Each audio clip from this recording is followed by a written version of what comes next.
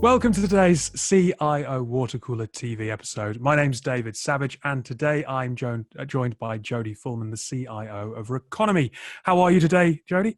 Yeah, doing very well, thanks. Yep, in this strange world we live in. Absolutely. Whereabouts in the country are you? Because it seems to be a divide between people who've got lovely, beautiful snow to look at and dreary, miserable rain. Well, I've done the classic lockdown thing and actually moved out of the city into the sticks. So I'm calling from the Cotswolds today. Oh, very nice. I'm Yeah, jealous. I'm in London and it's very miserable. yeah. Anyway, look, we're here to talk to you about Reconomy and what you've been up to over the last year, which has been a huge program of digital transformation. Digital transformation is a term that often we hear organizations talking about, but why has it been important to your business? So yeah, it's a really good question and a good place to start. I mean, we've grown at tremendous scale. Effectively doubling revenue in my first year of being in the business through sort of organic and acquisitional growth. So, in order to support that sort of continued sort of trajectory and scale, moving in the sort of digital era around sort of transactions and how we support and provide data to our customers has been key, because otherwise we're going to end up with a headcount heavy situation. And I think what's really important is the fact that the markets and our customers are really demanding more and more data accuracy, timely data. So with our position being the biggest in the UK and our scale, we can sort of leverage that to drive digital adoption, both within our business and across our supply chain. You talk about customers there. And a lot of organizations are talking about digitizing the customer experience, and specifically with Reconomy, it's from order to cash. And there are three key verticals, right, that you're tackling to try and achieve that. Yeah, I mean, I think the first thing I would say is yes, I think a lot of people are looking at digitizing the customer experience, but I think we approach it in a slightly different way, which is first of all to say, well, customers might not want to be digitized. So, this is not a one size fits all approach for either our customers or our sort of service providers we use.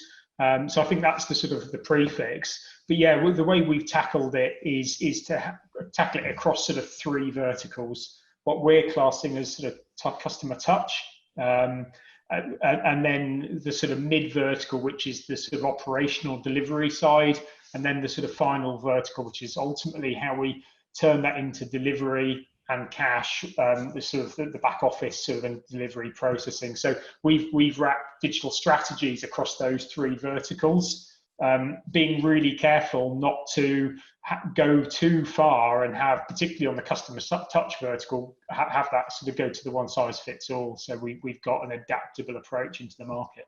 Yeah, it's quite interesting, because I can understand that not all customers would want to be digitized, but it would seem to be a bit futile in the current world. No, I mean, surely as a business, it's up to you to try and bring them on that journey with you, even if they're skeptical at first. Yeah, I think that's right, but I think you've also got to accept that actually building a relationship and talking to people is still very important in any business transaction. So I think where customers want to continue to do that at the interface point, let them. Don't force them to use an app or a platform, but then get the leverage from a digital perspective through the final verticals, through being really slick around how you deliver and having a very digital process around how you ultimately turn that into cash. So that's my perspective and Reconomy's strategy around handling it, because we know in our markets we've got some customers that are very pro digital, really up for it, and we've got some customers that just aren't. So we've got to have a kind of almost like a jigsaw approach to it, really. Now, at the beginning of the pandemic and the initial lockdown, which seems like an eon ago now, but kind of March, April time last year, there were a lot of businesses that weren't ready to enter the world that we've just entered. And I was talking to a company this morning who they said their sales process, people were kind of demanding technology and getting it in place within 10 days and doing crazy rollouts at breakneck speed. So I suppose making sure that the technology that you're using across those verticals, making sure that it's You're not rolling something out too quickly and then discovering that it's not fit for purpose is a really important part of getting the transformation right, I suppose. Not going necessarily at breakneck speed, rather, and making sure that the environment is right to do the job. Well, yeah, I agree. I think it's about laying the right foundations, right? So I think if you've got the right foundations from a technology perspective and the right sort of strategy, and you're sort of setting yourself up on that plane, then you can overlay digital strategies on top of it. I think a lot of people were caught out mid last year because they were perhaps a bit too far back the sort of the cloud curve. So, for example, I think a lot of people had cracked cloud platform hosting, but not many had cracked telephony. So there were a lot of people bitten, rapidly trying to deploy Teams, which is great internally, but try and get customers to phone you on Teams. So there were a load of people trying to figure that out. We were fortunate that we started our cloud adoption actually predated my joining the business in January 2019. I inherited a sort of a mid position on move to a mix of private and public cloud. So we're now a true cloud business. So when the pandemic hit hit back in March, we were in a really solid place foundationally, and we already had a lot of these strategies digitally ongoing, so we could kind of crack on with the added value stuff rather than kind of lifting the hood up and starting to replumb at breakneck speed, which is where a lot of businesses spun into a bit of a doom loop last year and had to go back and redo a load of stuff afterwards. And I think actually a lot of cyber criminals as well really leveraged that, didn't they? Because we've seen cyber activity go bonkers because a lot of businesses had to mobilise so quickly. They were forced to cut corners, because of the requirement to keep their business online. Which is something we could avoid. Now, the changes and the transformation will have undoubtedly driven a positive change for your customers and for your suppliers. And measuring that is obviously important. But when you've had a success story, how do you get that out there now? Because you can't go and see people.